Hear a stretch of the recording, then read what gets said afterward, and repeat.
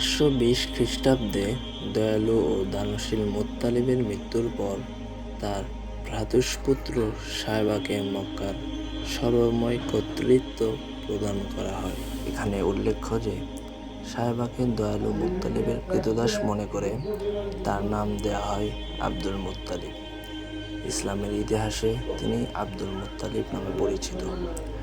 তার শাসনামলে 570 খ্রিস্টাব্দে আবিসিনিয়ায় বাদশাহ আবরাহা মক্কা নগরে আক্রমণ করে।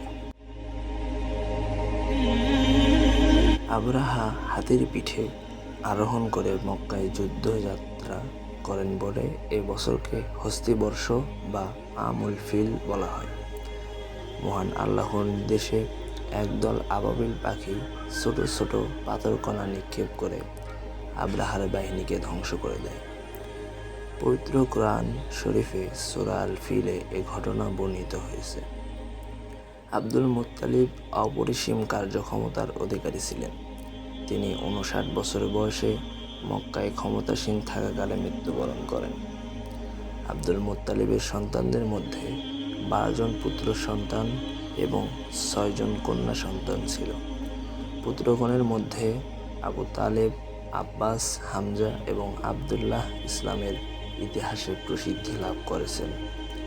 আব্বাস হলেন আব্বাসীয় বংশের পূর্বপুরুষ।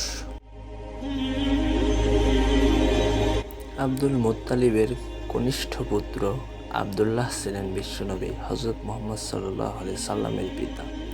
তিনি মদিনার বানু জোহরা গোত্রের নেতা আব্দুল ওয়াহেবের কন্যা বিবি আমিনাকে বিয়ে করেন। বিবাহের কিছুদিন পর আবদুল্লাহ ব্যবসা উপলক্ষে সিরিয়া গমন করেন, কিন্তু বাণিজ্য থেকে ফেরার পথে মদিনার উপকণ্ঠে অসুস্থ হয়ে মাত্র 25 বছর বয়সে মৃত্যুবরণ করেন। বিবি আমিনা তখন গর্ভবতী ছিলেন। আবদুল্লাহর মৃত্যুর পর হযরত মুহাম্মদ সাল্লাল্লাহু আলাইহি সাল্লাম জন্মগ্রহণ করেন।